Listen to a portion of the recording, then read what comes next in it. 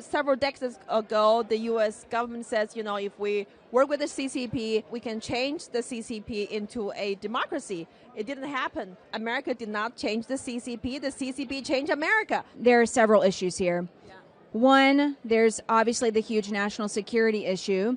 Secondly is the amount of land and the amount of farmland that have been purchased by China, which then becomes a national security issue as far as food is concerned. We have no idea what's been going on with the balloon situation and what kind of threats we've had. This is a crazy time. We don't know what's happening, but we need strong leaders who can produce policy who are going to change these things.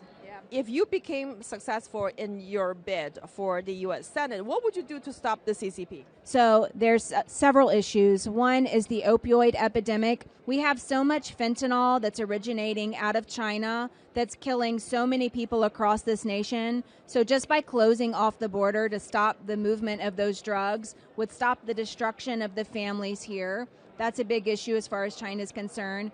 And no one ever seems to address the issue with land being bought by foreign outside influences. And that really needs to be addressed.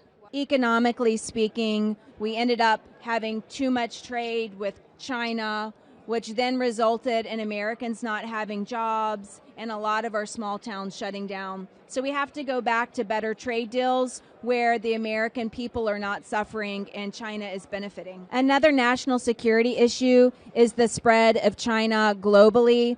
Africa, for example, is being taken over by China and their resources. And so we need to step in U.S. policy and foreign policy to halt the movement and the strength that China is gaining. Because, again, it's a national security issue. They're going to have resources, and we're going to have to keep paying China in order to access those. So something has to be looked at in Africa. So will you stand with the NFSC to take down the CCP? I completely stand with all of you all, and you will always have a voice with me, and my office door will always be open. Wonderful. Yes. Thank you so much. Thank you for stopping by.